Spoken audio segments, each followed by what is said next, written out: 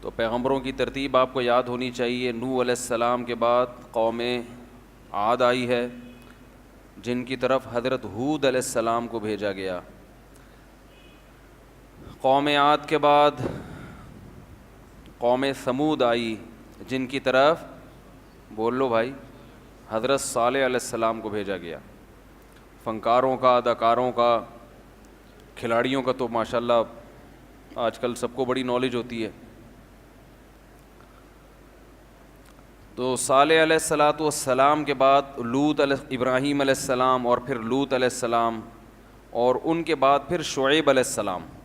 تو آج ہم انشاءاللہ شعیب علیہ السلام کا واقعہ پڑھیں گے. جو باقی واقعات ہیں وہ آخری عشرے کے لیے، کیونکہ اس میں اعتکاف والوں کا رش ہوتا ہے، تو میں چاہتا ہوں کہ وہ جو بہت سے اور بھی اہم مضامین ہیں جو آخری عشرے میں ہونے چاہیے، کیونکہ بہت سارے لوگ ماشاءاللہ اعتکاف میں آ رہے ہیں. یہ اگر ہمارا جو اندر کا ایریا ہے نا ایئر کنڈیشنڈ ہو جائے، گرمی بڑی سخت پڑ رہی ہے، تو تراویح میں بھی بڑی سہولت ہوگی. اب دنیا کہاں سے کہاں پہنچ چکی ہے. تو آپ مسجد کی انتظامیہ کو میں بھی بولوں گا، یاد نہیں رہتا آپ لوگ بھی بولیں کہ لگا دو یار، کوئی مسئلہ نہیں ہے انشاءاللہ. تراویح میں بھی آسانی ہو جائے گی نا، آواز پنکھوں کی وجہ سے گونجتی ہے.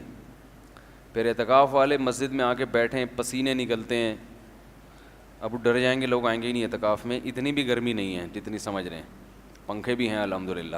ٹھیک ہے، اچھا خیر. وَإِلَىٰ مَدْيَنَ أَخَاهُمْ شُعَيْبًا، اللہ فرماتے ہیں ہم نے مدین کی طرف اسی قوم کے پیغمبر، اخا کا مطلب انہی کے بھائی، یعنی اسی قوم کے ایک فرد شعیب علیہ السلام کو بھیجا. قال یا قوم اعبدوا اللہ، انہوں نے بھی یہی کہا میری قوم کس کی عبادت کرو؟ اللہ کی. ساری قوموں کا ایک ہی ہیڈک، ایک ہی مسئلہ. کچھ وقت کے بعد اس قوم میں کیا آتا ہے؟ شرک. شیطان بھی وہ گناہ کرواتا ہے جس کے بخشش کا چانس ہے ہی نہیں. پھر وہ شرک کی طرف شروع ہو گئے. ما لکم من الہ غیرہ، اللہ کے سوا کوئی پکار کے لائق نہیں ہے. ولا تنقصوا المکیال والمیزان، ناپ تول میں کمی مت کیا کرو. اس قوم کی ایک الگ سے برائی یہ بھی تھی کہ یہ لوگ ناپ تول میں ڈنڈی مارا کرتے تھے. جب پیسے لیتے نا تو پورے درہم اور چاندی کے سکے گن کے لیتے تھے، لیکن ہر ایک نے ترازو کے باٹ جو ہے نا ان میں گڑبڑ کی ہوئی تھی. ترازو کے باٹوں میں کیا تھی؟ گڑبڑ، جس کو آج کل کہتے ہیں نا چونا لگا دیا، کسٹمر کو بیوقوف بنا دیا. تو یہ ان کے تاجروں میں یہ بیماری عام ہو گئی تھی. اس کو کمال سمجھا جاتا تھا. آج بھی بہت سے علاقوں میں 2 نمبری کو کیا سمجھا جاتا ہے؟ کمال. بعض علاقے ایسے ہیں وہاں آپ جائیں، آپ مسافر ہونا، آپ ایڈریس پوچھیں تو غلط ایڈریس بتائیں گے اور اس پہ ہنستے ہیں پھر بعد میں کہ دیکھو ہم نے اس کو بیوقوف بنا دیا، وہ بیچارہ گھومتا رہے گا. بعض علاقے ایسے ہیں آپ وہاں جائیں، وہ ان کو اندازہ ہو جاتا ہے آپ کی زبان سے کہ کسی دوسرے علاقے سے آیا یہ. تو ٹیکسی والے کو آپ کہیں کہ میں نے فلاں ہوٹل پہ جانا ہے، فلاں جگہ جانا ہے، تو وہ بہت لمبا چکر گھما کے لے کے جائے گا اور بل بنا دے گا ٹھیک ٹھاک.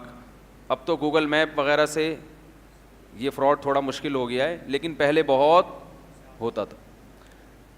اور ہوٹل والوں سے بھی ٹیکسی والے نے سیٹنگ کی ہوتی ہے کہ کوئی مسافر آئے تو میرے پاس لے کر آنا، تمہارا اس کا اتنا کمیشن ہوگا اور مسافر کو نہ چھوڑنا پھر میرا کام. یہ سب وہ حرام کاریاں ہیں جن کی طرف اس صورت میں سورہ ہود میں اشارہ کیا گیا ہے. کس کو؟ کسٹمر کو بیوقوف بنانا.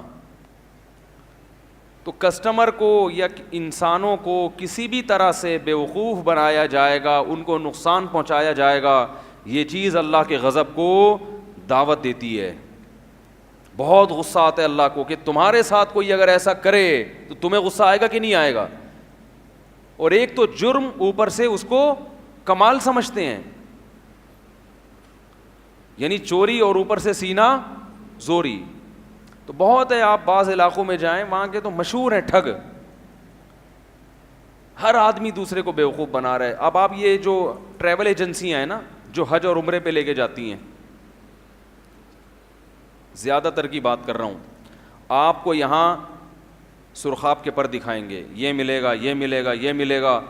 آپ نے پیسے جمع کرائے, جب آپ وہاں گئے آپ کو وہ سہولتیں نہیں مل رہی, آپ لڑتے ہیں, تو آپ کو کیا کہتے ہیں کہ حاجی کے لیے اور عمرہ کرنے والے کے لیے غصہ حرام ہے. فلا رفث ولا فسوق ولا جدال فی الحج, حج عمرے میں غصہ نہیں ہے. یہ جہنم میں انشاءاللہ الٹے لٹکے ہوئے ہوں گے. اللہ کی رحمت سے پوری امید ہے کہ تم ان لوگوں کے ساتھ زیادتی کر رہے ہو جن کو حج عمرے پہ لے کے جا رہے ہو, اور تمہیں بھی تو اللہ نے کہا ہے کہ معاملات میں 2 نمبری مت کرو. اور یاد رکھو, کبھی اگر فری میں عمرہ کا کوئی پیکج آئے نا تو اللہ کا واسطہ کبھی نہ کرنا. قرآن دازی میں نام آ جاتا ہے نا فری میں, وہ کبھی وہ فری نہیں ہوتا. یہاں بھی حرام خور جھوٹ بولتے ہیں. میرا نام آ چکا ہے ایک دفعہ فری میں, تو ٹھیک ٹھاک میرا خرچہ ہو گیا تھا, ٹھیک ٹھاک. نچوڑتے ہی رہتے ہیں, اتنے پیسے رہ گئے, اتنے پیسے. بھائی فری کس بات کا ہے؟ اصل میں وہ تو بس یہ چیز فری تھی, تو کمبختوں پہلے بتاتے نا یہ چیز فری تھی, اس پہ فری کا لیبل کیوں لگایا آپ نے؟ یہ سب حرام خوریاں ہیں. کسی کا مال اس کی مکمل طیب خاطر کے بغیر آپ کے لیے لینا جائز, بولو بھائی, نہیں ہے. کلیئر بات کیوں نہیں کرتے بھائی؟ بھائی فری کا عمرہ ہے لیکن اتنا خرچہ ہوگا, صرف یہ چیز فری ہے, پہلے بتا دو. یہ بھی گھٹیا طریقہ ہے. 499.99 روپے کی ہے یہ چیز, لکھا ہوتا ہے نا جگہ جگہ. یہ پنکھا 4,999 اشاریہ کے بعد 99 چھوٹا سا ڈالا ہوا ہوگا, کیونکہ 5,000 کا لفظ ایک دم انسان کو کیا لگتا ہے؟ بڑا لگتا ہے نا, تو کہتے ہیں 5,000 سے کم. یہ نفسیات ہے نا. یہ سب گھٹیا طریقے ہیں پیسے کمانے کے. بھائی 4,999.99 کا کیا تک بنتا ہے؟ 5,000 لکھ دو سیدھا سیدھا. یہ سب کیا طریقے ہیں لوگوں کو دکان کی طرف گھسیٹنے کے؟ بولو نا بھائی, گھٹیا طریقے ہیں, غیر اخلاقی طریقے ہیں. ایک نفسیاتی طور پر اس کو متاثر کرنا. رزق دینے والی ذات کس کی ہے؟ اللہ کی. آپ کاروبار کریں استغنا کے ساتھ, آپ لا کے مارکیٹ میں چیز رکھیں, بھائی اتنے کی چیز ہے, ٹھیک ہے, بارگیننگ کر کے آپ کوشش کریں کہ قیمت بڑھائیں, وہ کوشش کرے گا قیمت کم کرے گا. یہ تو ہوتا ہے تجارت میں. لیکن اس کے علاوہ جو غیر اخلاقی طریقے, غیر اخلاقی گھٹیا طریقے, یہ اللہ کو پسند نہیں ہیں. ٹیکسی والا وہ الو بنانے کے چکر میں لگا ہوا ہے, رکشے والا وہ الو بنانے کے چکر میں لگا ہوا ہے. آپ جاؤ نا کسی دکان کے پاس, دکان پہ کچھ پھل ول خریدو, کچھ خریدو, تو وہ آپ کے لیے اتنا ریٹ ہے. ابھی کل میں کچھ خریدنے گیا تھا, پتہ نہیں میں کیا خرید رہا تھا, میرے ذہن سے نکل گیا. میں گیا ہوں تو وہ, حالانکہ میں پہلی دفعہ گیا ہوں اس دکان پہ, تو کیا کہہ رہے ہیں, آپ ہمارے پرانے کسٹمر ہیں, میں آپ کو 2 نمبر چیز خام خمیں, میں آپ کو 2 نمبر چیز نہیں دوں. اور یہ بھی ہے, یہ سستا والا ہے, یہ مہنگا والا ہے. وہ نیا آدمی ہوتا ہے اس کو تو میں یہ پکڑا دیتا ہوں, لیکن چونکہ مجھے پتہ ہے آپ نے بار بار آنا ہے تو یہ لے لو. بعض دفعہ اس میں دکاندار صحیح بھی کہہ رہا ہوتا ہے, لیکن اکثر اوقات وہ بیوقوف بنا رہا ہوتا ہے. ایک صاحب مجھے کہنے لگے, یہ جو ہے نا کیا کہتے ہیں, یہ ایک زعفران, یہ بڑی زبردست چیز ہے صحت کے لیے. زعفران, بھٹے کے جو بال ہیں نا اس کی طرح کی ہوتی ہے. ایک صاحب کہنے لگے, مارکیٹ میں گیا, 2 نمبر زعفران مہنگی دے رہا تھا اور 1 نمبر سستی, تاکہ کسٹمر 2 نمبر زیادہ خریدے. اس کو پتہ ہوتا ہے کہ اس کسٹمر کو کیسے الو بنایا جائے گا, اس گاہک کو کیسے الو. اس کو بتایا کہ یہ بھی ہے یہ بھی ہے.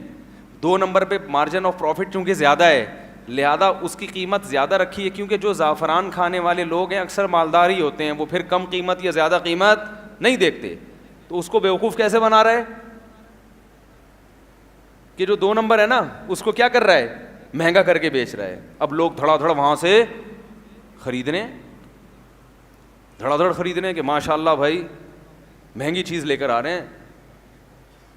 تو یہ سب ہمارے معاشرے میں ہول سیل کے حساب سے ہو رہا ہے. تو قرآن میں اس پر بڑی شدید وعید ہے, بڑی شدید وعید ہے.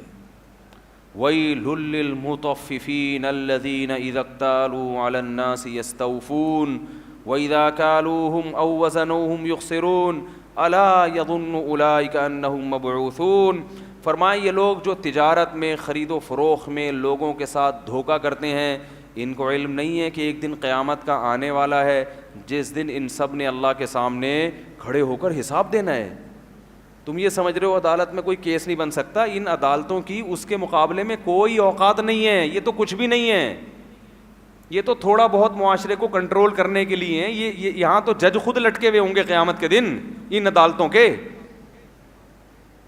یہاں تو سب سے زیادہ آخرت کی جو عدالت ہوگی اس میں سب سے زیادہ وکیل لٹکے ہوئے ہوں گے کہ نہیں ہوں گے، جن کا کام ہی لوگوں کو انصاف دلانا تھا. تو ان عدالتوں کی کوئی ویلیو ہے؟ بولو بھائی. جس عدالت میں قیامت کے دن جس عدالت میں انصاف دلانے والے وکیل سب سے زیادہ قیامت کے دن لٹکے ہوئے ہوں گے، وہ سارے وکیل نہیں ہوتے، زیادہ تر کی بات کر رہا ہوں. اقبال نے کہا تھا نا، پیدا ہوا وکیل تو شیطان نے کہا لو آج میں بھی صاحب اولاد ہو گیا. اللہ نے مجھے بھی ایک بچہ دے دیا، اب مجھے لوگوں کو بہکانے کی ضرورت نہیں ہے. تو ان عدالتوں میں آپ یہ سمجھتے ہو کہ ہم چونکہ یہاں سے بچتے ہیں تو کوئی ایسی بات نہیں ہے. تو بھائی اللہ کی نظر میں ان عدالتوں کی کوئی اوقات نہیں ہے. یہ ہے، اس کی اہمیت ہے، آخرت کے مقابلے میں اس کی کوئی اوقات نہیں ہے. یہ تو تھوڑا بہت معاشرے کو کنٹرول کرنے کے لیے ہلکا پھلکا. اصل عدالت تو جو خدا ہے، جو مالک الملک ہے، وہ عدالت قائم کرے گا. تو اللہ کہتے ہیں الا یظن اولئک انہم مبعوثون. ان کو پتہ ہی نہیں ہے کہ ایک دن قیامت کے دن اللہ کے سامنے لوگوں نے کھڑے ہو کر حساب دینا ہے. ویل، تباہی ہے ان کے لیے، برباد ہو جائیں گے یہ. تو اللہ کو بڑا غضب آتا ہے. ایک بات خوب یاد رکھو، ہم لوگ جرم کی نوعیت جو دیکھتے ہیں نا، وہ اس حساب سے دیکھتے ہیں کہ اس جرم سے سامنے والے کو کتنا نقصان ہو رہا ہے، لہذا اس کی سزا اتنی ہونی چاہیے. یہ دنیا کا اصول ہے، آخرت کا یہ نہیں ہے. بات آ رہی ہے سمجھ میں؟ مثال کے طور پر ہم نے کسی کو ٹھگا، بیوقوف بنایا، لاکھ روپے کی چیز اس کو جاپان کی میڈ ان جاپان کہہ کے 1.5 لاکھ کی بھیج دی، 50,000 کا بیوقوف بنایا نا ہم نے اس کو. تو دنیا میں جب کیس چلے گا تو سزا کتنی ہوگی؟ 50,000 کا جرمانہ آئے گا. بھائی آپ نے جھوٹ کتنا بولا ہے؟ 50. لیکن آخرت میں ایسا نہیں ہے. آخرت میں ایسا اللہ تعالیٰ کے ہاں جو کیس چلے گا وہ کسی اور حساب سے چلے گا کہ تو نے کسی کو دھوکہ کیوں دیا. وہ میری مخلوق، وہ میرا بندہ، اور تو بھی اس دنیا میں غلام ہے، تو اس بات کا پابند تھا کہ میرے احکام کو فالو کرتا. جب میں نے تجھے منع کیا کہ دھوکہ دینا حرام ہے تو تو نے اس کی نافرمانی کر کے کس کی توہین کی ہے؟ اللہ کے دین کی، اللہ کے حکم کی توہین کی ہے. تو قیامت کے دن جو کیس چلے گا وہ اللہ کے احکام کو فالو نہ کرنا، اس حکم کی دھجیاں اڑانا، اس کے حساب سے کیس چلے گا. اور یہ جرم کوئی معمولی جرم نہیں ہے، لہذا اس پر اللہ نے جہنم کی آگ رکھی ہے. کیونکہ کیس کی جو نوعیت ہے نا وہ مختلف اعتبار سے کیا ہوتی ہے؟ وہ بدل جاتی ہے. آپ اپنے باپ کو منع کر دیں کہ میں آپ کی خدمت نہیں کروں گا، اور آپ ایک دوسرے آدمی کو منع، باس کو منع کر دیں، تو جرم تو ایک ہی جیسا ہے مگر دونوں کی نوعیت میں فرق. ایک باپ کی نافرمانی کہلائے گی اور ایک باس کی نافرمانی کہلائے گی. تو یاد رکھو اسی طرح دنیا میں جو کیس چلتا ہے وہ اس پر کہ اس نے ایک ملک تھا، اس کی اسٹیٹ کے حکم کو توڑا ہے یا کسی انسان کو نقصان پہنچایا ہے. لیکن آخرت میں جو کیس چلے گا وہ اس بیس پر کہ اس نے اس کائنات کو پیدا کرنے والا رب، جس نے اس کو کھلایا پلایا جوان کیا، تمام نعمتیں عطا کی، اس نے اپنے اس محسن کی بات نہیں مانی. جیسے باپ اپنے بیٹے سے کہتا ہے کہ بیٹا دیکھ یہ تیرا دوسرا بھائی ہے نا، تو اس کے ساتھ ناانصافی نہ کرنا. اب آپ نے ناانصافی کی تو باپ 2 تانے دے گا. ایک تو یہ کہ تو نے اپنے بھائی کے ساتھ ناانصافی کی، دوسرا یہ کہ میں تیرا باپ تھا، میں نے تجھے منع بھی کیا تھا، تو نے میرا بھی دل دکھایا ہے. تو یہاں جرم کی نوعیت بولو نا بھائی بڑھ جائے گی. تو اللہ کو غصہ آتا ہے کہ میں تمہیں کھلاتا ہوں پلاتا ہوں، سب کے پیٹ بھرے ہوئے ہیں اور کمبختوں کی توندیں تک نکلی ہوئی ہیں، اتنا کھا رہے ہیں یہ، اور پھر لوگوں کو ٹھگ رہے ہو تم کہ پیسہ نہیں ہے، غربت نہیں ہے، آج کل 2 نمبری کے بغیر چلتا ہی نہیں ہے. کیسا اللہ تعالیٰ ایک چیز سے بچائے، ناشکری سے. میں آپ کو صحیح بات بتاؤں, بڑے بول سے اللہ بچائے, میں جب ٹوٹا پھوٹا دین کی طرف آیا نا, مدرسے کی طرف, تو اسباب اور وسائل ختم, لیکن دل میں ایسا استغنا پیدا ہوا کہ مجھے ایسا لگتا تھا مجھ سے بڑا سیٹھ دنیا میں کوئی ہے ہی نہیں. اور میں لوگوں کو دیکھتا تھا کہ یار ان کے پاس وسائل بہت ہیں مگر دل نہیں, ہر وقت ایسے چہرے پہ مرجھائے ہوئے جیسے ان کو قحط میں پڑے ہوئے ہیں یہ.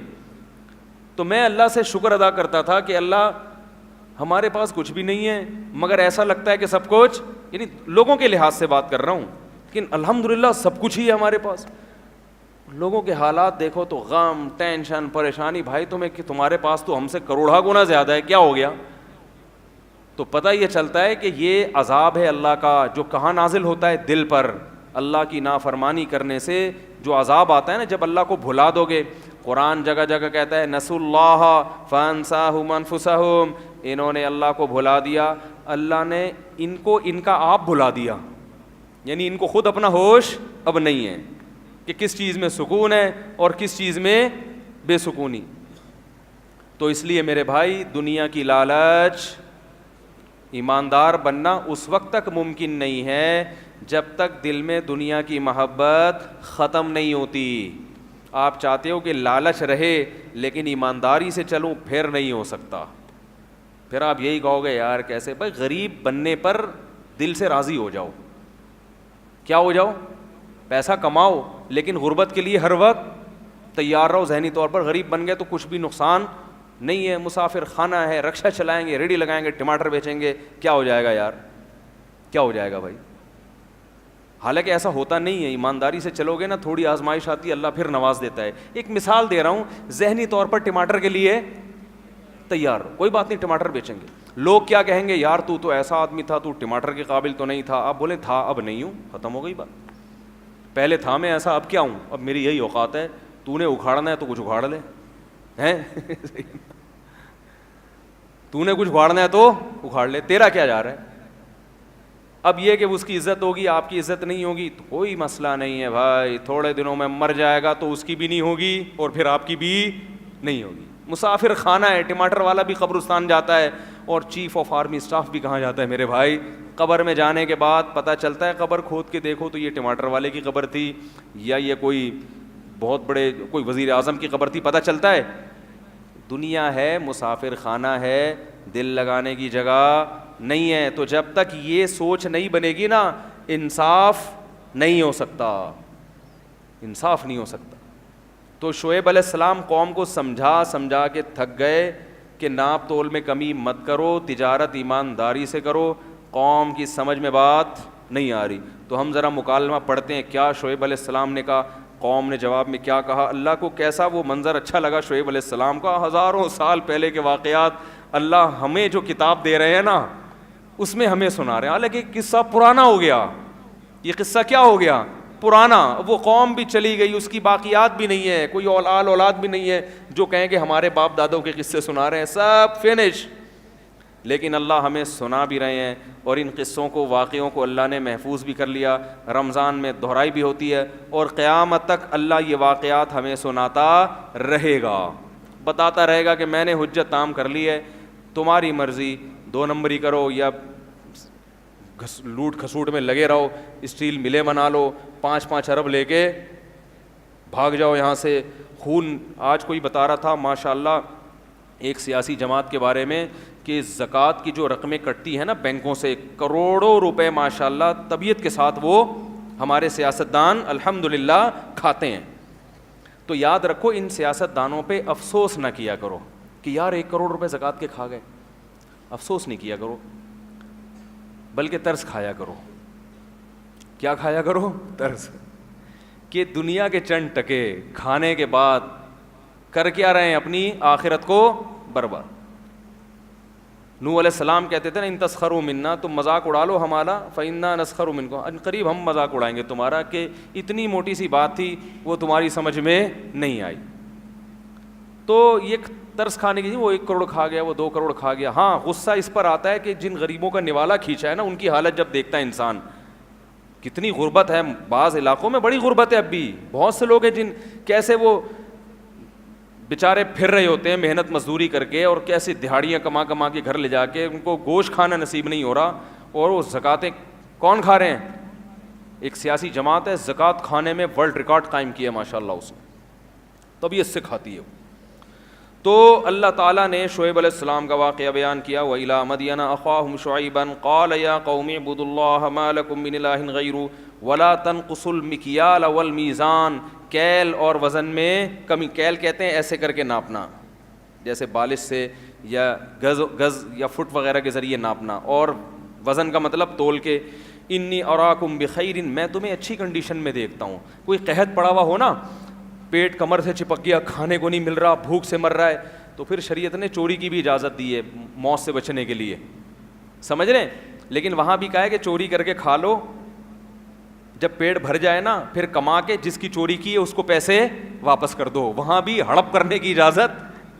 فقہاء نے مسئلہ بیان کیا ہے کہ ایک آدمی بھوک سے نڈال ہو گیا اور اس کے پاس اب اس کو خطرہ ہے کہ میں بیمار نہ ہو جاؤں، اتنی بھوک ہے، تو وہ جائے 2 پراٹھے اٹھا کے لے آئے، کھا لے کسی سے بھی ہوٹل سے یا کسی سے بھی، جان بچائے اپنی نا.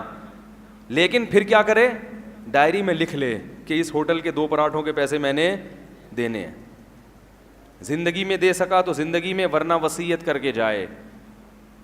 تو یہاں بھی موت سے بچنے کے لیے جو چوری کی اجازت دی ہے، تو اس میں بھی اللہ نے حکم دیا ہے کہ وہ بھی آپ کو واپس کرنا پڑے گا. آپ یہ نہیں کہہ سکتے چونکہ ایکچولی میں چونکہ مجبور ہوں لہذا میرے لیے حلال ہے. حلال اس مجبوری میں، مجبوری کی حد تک تو حلال ہوگا، اتنی سخت مجبوری میں، لیکن اس کے پیسے بھی آپ کو لوٹانے پڑیں گے. کسی کا مال ناحق طریقے سے آپ نہیں کھا سکتے. تو یا شعیب علیہ السلام نے کہا وَإِنِّي أَخَافُ عَلَيْكُمْ عَذَابَ يَوْمٍ مُحِيطٍ، ایسا عذاب جو تمہیں گھیر لے مجھے اس کا ڈر ہے. وَلَا تَبْخَسُوا النَّاسَ أَشْيَاءَهُمْ وَلَا تَعْثَوْا فِي الْأَرْضِ مُفْسِدِينَ بَقِيَّةُ اللَّهِ خَيْرٌ لَكُمْ. حلال طریقے سے کماؤ، جتنا بچ جائے وہ تمہارے لیے بہتر ہے. قَالُوا يَا شُعَيْبُ أَصَلَاتُكَ تَأْمُرُكَ أَن نَّتْرُكَ مَا يَعْبُدُ آبَاؤُنَا. کیسی عجیب آیت ہے. اے شعیب، تیری نماز تجھے اس بات کا حکم دیتی ہے کہ ہم اپنے باپ دادا کے دین کو چھوڑ دیں. وَأَن نَّفْعَلَ فِي أَمْوَالِنَا مَا نَشَاءُ، یا ہم تجھ سے پوچھ کے بزنس کیا کریں. بہت مشکل ہے سمجھانا بھائی، کیسے عجیب الفاظ ہیں یا نہیں ہیں. اے شعیب، تو نماز پڑھتا ہے، روزے رکھتا ہے، مسجد میں عبادت کرتا ہے، ہمیں بہت اچھا لگتا ہے، کیا کر یہ کام. لیکن نماز کا مطلب یہ تو نہیں ہے کہ ہمارے بزنس میں بھی تو دخل اندازی شروع کر دے. کیا ہو گیا بھائی؟ یہی تانے آج کل مولویوں کو دیے جاتے کہ نہیں دیے جاتے؟ بھائی یہ مولانا لوگ ہیں، یہ تبلیغ میں لکھ لیں، یہ بچے کے کان میں اذان دیں، یہ کسی کی ختنے کی تقریب میں جائیں، یہ کسی کی قرآن خوانی میں جائیں، مردے کو نہلانا ہو وہاں جائیں، کسی کا نکاح پڑھانا ہو، ٹھیک ہے بھائی، بہت اچھی بات ہے، علماء سے یہ کام کروانے چاہیے. لیکن یہ ہمیں بتائیں گے کہ تجارت ملک میں کیسے ہونی چاہیے ہیں؟ یہ ہمیں سمجھائیں گے؟ یہ مولوی ہمیں سمجھائیں گے؟ یہ ہمیں سمجھائیں گے کہ سیاست کیسے ہونی چاہیے؟ ان کو تو انگلش نہیں آتی. وہ تو شکر ہے اس زمانے میں انگلش تھی نہیں، ورنہ شعیب علیہ السلام کو، میں بار بار بتا دوں، انگلش کے ہم خلاف نہیں ہے، بہت ضروری زبان ہے، سیکھیں. مگر یہ کوئی سیدھے راستے کا معیار نہیں ہے. یہ کوئی معیار نہیں ہے کہ جس کو یہ آتی ہو وہ سیدھا راستہ بتائے گا، وہ جنت میں جائے گا، جس کو نہیں آتی وہ آپ کو غلط گائیڈ کرے گا. ایسا نہیں ہے. گائیڈنس، سیدھا راستہ، یہ عربی میں نازل ہوا ہے، یہ انگلش میں نازل نہیں ہوا. اگر انگلش میں نازل ہوا ہوتا تو انگریز سیدھے راستے پر ہوتے، وہ زنا نہ کرتے، وہ ابا اماں کو گھروں میں رکھتے، سمجھ رہے ہیں، وہ 5 وقت کی نماز پڑھتے، وہ اللہ کو مانتے، وہ جنت جہنم پہ یقین رکھتے، وہ شراب نہ پیتے، وہ توحید پرست ہوتے. تو سیدھے راستے میں صرف یہ نہیں ہے ملک سے محبت یا اچھے اخلاق، اور بہت ساری چیزیں. سب سے پہلے تو عقیدہ ہے سیدھے راستے میں کہ آپ کا اللہ کے بارے میں کانسیپٹ کیا ہے، نظریہ کیا ہے اللہ کے بارے میں، اس کو بھی مانتے ہو کہ نہیں مانتے. تو شعیب علیہ السلام کو کیا کہہ رہے ہیں کہ آپ کی نماز آپ کو حکم دیتی ہے کہ آپ ہمارے بزنس میں کیا کریں؟ دخل انداز. آپ ہمیں بتائیں گے کہ بزنس، آج بھی بہت سے میں نے لوگ دیکھے ہیں، علماء سے تعلق ہوتا ہے، تاجر ہوتے ہیں، بڑی عقیدت، بڑی محبت، ان کو حج پہ بھی لے کے جا رہے ہیں، عمرے پہ بھی لے کے جا رہے ہیں، مگر تجارت کے مسائل ان علماء سے نہیں پوچھتے. وہ کہتے ہیں ہمارا معاملہ ہے، ہمیں پتہ ہے کیسے کس کو ٹوپی کرانی ہے، کس کو چونا لگانا ہے، یہ آپ کا کام نہیں، اس میں آپ دخل اندازی نہ. تو او ان نفعل فی اموالنا ما نشاء انک لانت الحلیم الرشید، آپ تو بڑے بردبار اور نیک بندے ہیں. یعنی یہ تانا دیا انہوں نے کہ آپ تو کچھ زیادہ ہی نیک بننے کی کوشش کر. اتنی آج ماں باپ بھی تو بچے کو کہتے ہیں بھائی نماز پڑھو. مولوی صاحب ہمارے بچے کو اتنا دیندار بنا دیں کہ نماز روزے پہ آ جائے, تھوڑا ابا اماں کی فرمانبرداری سیکھ لے, اس سے آگے جانے کی بچے کو بھی اجازت. اگر بچہ یہ کہنا شروع کر دے نا ابا میں 20 سال کا ہو گیا, مجھے شریعت نے حق دیا ہے کہ میں شادی کر سکتا ہوں, تو پھر ماں باپ کیا کہتے ہیں, آپ تو بچے کو کیا بنا رہے ہو, بولو بھائی باغی بنا رہے ہو. تو اس کا مطلب ہے کہ بچے کو آپ اتنا اسلام سکھانا چاہتے ہو کہ وہ آپ کے حقوق سیکھ جائے, خدا کے حقوق وہ نہ سیکھے, اور اپنے حقوق کیا ہیں یہ بھی اس کا بھی اس کو نہ پتا ہو. بھائی یہ تو اپنا بھی حق ہے نا, نہ اپنے حقوق کا پتا ہو نہ اللہ اس کے رسول کے, صرف ابا کا اور صرف اماں کا. اس سوچ کا نتیجہ یہ نکلتا ہے کہ بچے کو صرف اپنے حقوق پتہ چلتے ہیں, ابا اماں کے بھی وہ نہیں مانتا. کیونکہ اگر وہ اسلام کو فالو کرے گا تو پورے اسلام کو کرے گا, نہیں کرے گا تو کہے گا جہاں جب اللہ کے نہیں ہے تو ابا کے کہاں سے ہو گئے, یہ ابا کس نے دیے ہمیں. بھائی آپ لوگ تو ایسے لگ رہے ہو کہ مجھے بالکل پھیکے پھیکے لگ رہے ہو یار آپ لوگ آج. تو یہ ابا کس نے دیے ہیں. تو اپنے بچوں کو اللہ اس کا رسول سکھایا کرو, بلکہ ان کو یہ سکھاؤ بیٹا اللہ کے حکم کے مقابلے میں میری کوئی حیثیت نہیں ہے, میرے حکم کی بھی دھجیاں اڑا دینا. یہ ٹریننگ کرو بچوں کی. ان کو بولو کہ بیٹا مجھے یاد ہے کہ جمعے کی نماز اذان ہو گئی تھی ایک دفعہ, ہم بچپن کا واقعہ ہے, تو میرے والد صاحب نے مجھے کہا کہ روٹیاں لے کر آؤ نا. میں نے کہا والد صاحب سے کہ جمعے کی اذان ہو گئی ہے اور اذان کے بعد خرید و فروخت منع ہے. حالانکہ والد صاحب کو بھوک بھی لگ رہی تھی, تھوڑا سا وقتی طور پہ ناراض ہوئے لیکن پھر الحمدللہ خوش ہوئے. وہ پھر انہوں نے دوبارہ نہیں مجھے کہا, ان کی توجہ نہیں تھی نا اس طرف. تو میں نے کہا بھائی جمعے کی اذان کے بعد خرید و فروخت کیا ہے. اب اگر وہ فورس کرتے, میں باپ ہو کے تو میں کہہ رہا ہوں ہاں, تو میرے دل سے کیا ہوتا, باپ کی عظمت نکلتی کہ نہیں نکلتی. 2 تھپڑ لگاتے, ڈنڈے سے کوٹتے, ہم چلے جاتے. دل میں ایک آتا کہ یار پھر نہ باپ مانتا ہے انسان نہ اللہ کو مانتا ہے. تو والدین آج خود اولاد کو باغی بناتے ہیں. بھائی ان کو سکھاؤ کہ بیٹا اللہ پہلے دیکھو, اللہ کو مان لیا نا تو خدا کی قسم وہ تمہاری ایسی خدمت کرے گا جس کا تم تصور بھی نہیں کر سکتے. کیونکہ اللہ نے کہا ہے کہ میرے بعد سب سے پہلے کون ہے, باپ اور ماں, بیوی بچے بعد میں تمہارے والدین پہلے. اور ان کو خوش کیے بغیر تم جنت میں نہیں جا سکتے, ان کو ناراض کر کے تم جنت میں نہیں جا سکتے. تو لولا رحتک لرجمناک قال یا قوم ارہطی اعز علیکم من اللہ.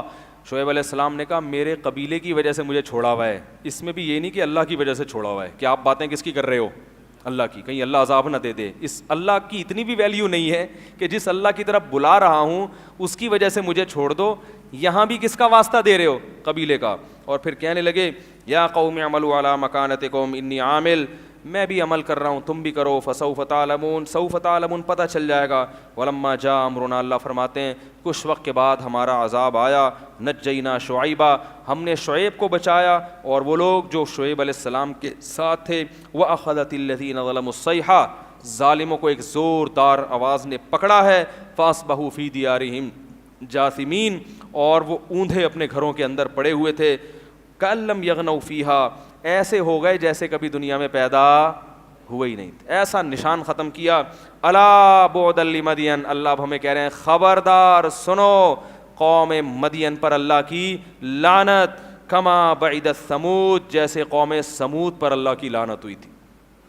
اللہ فرماتے ہیں ان پر بھی کیا ہوئی, اللہ کی لعنت. سنو لوگو, کیسے عجیب انداز ہے اللہ تعالیٰ کا. الا اے لوگو سنو, قوم سمود بھی ایسے برباد ہوئی, قوم مدین بھی ایسے برباد ہوئی جیسے قوم سمود. تو بھائی ہمیں اپنی جان پہ ترس کھانے کی ضرورت ہے. یہ نبی کی دعا ہے کہ اس امت کو اجتماعی عذاب سے ہلاک نہیں کیا جائے گا, کیونکہ نبی کے بعد کوئی دوسرا نبی نہیں آئے گا. اس لیے اللہ نے اس امت کو گمراہی پہ جمع ہونے سے بچا لیا. لیکن انفرادی عذاب آئیں گے. سب سے بڑا انفرادی عذاب ہے بے سکونی کا. سب کچھ ہے مگر سکون نہیں ہے, کیونکہ اپنی مرضی کی زندگی گزارنا چاہتے ہو نا. اللہ کہتا ہے جب اپنی مرضی کی گزار لے تو پھر ٹھیک ہے. جیسے آپ کسی ڈاکٹر کے پاس آئیں, ڈاکٹر نے آپ کو دوا دی, یہ پیناڈول 2 گولی صبح, یہ آگمنٹن 24 گھنٹے میں 1 دفعہ. اب آپ ڈاکٹر سے بحث کر رہے ہیں, ڈاکٹر صاحب مجھے آپ یہ اینٹی بایوٹک 500 mg کی کیوں دے رہے ہیں, 250 کی دے دیں, اور یہ والی کیوں دے رہے ہیں, وہ والی کیوں. آپ زیادہ بحث کریں گے تو ڈاکٹر کہے گا تو خود کر لے بھائی علاج اپنا جا کے, ہیں ٹھیک کہے گا نا, تو ایسا کر یہاں سے جا, تو جو تجھے سمجھ میں آتا ہے نا میڈیکل سے وہ دوائیں لے لے. تو کیا خیال ہے پھر ٹھیک ہو جاؤ گے اور بیمار ہو جاؤ گے. تو اللہ بھی یہ کہتے ہیں کہ بھائی تجھے سکون چاہیے ہے, بھائی تجھے اطمینان کی زندگی چاہیے, پاکیزہ زندگی چاہیے, تو میں کہہ رہا ہوں اس طریقے سے ملے گی یہ زندگی. آپ کہہ رہے ہیں نہیں بھائی یہ والا طریقہ نہیں, میں اخپل طریقے سے, وہ پشتو کا لفظ ہے نا اخپل, میں اخپل طریقے سے کیا کروں گا, زندگی گزاروں گا. اللہ کہتے ہیں پھر گزار لے. پھر کیا کرے گا, خودکشیاں کرے گا, ڈپریشن کا مریض بنے گا, گھروں میں توڑ پھوڑ کرے گا. ہاں وہ کہتے ہیں نا میٹر گھوم جاتا ہے میرا بات بات پہ, اسٹریس میں, ڈپریشن میں, اور ایک خوش زندگی ہے ہی نہیں. زندگی سے سکون اور خوشیاں, سب کچھ ہو کے بھی بے سکونی. کمال تو یہ ہے سب کچھ ہو کے بھی کیا ہے, بے سکونی ہے. تو یہی ہے کہ جب اخپل طریقے سے زندگی گزارو گے تو اللہ کہے گا پھر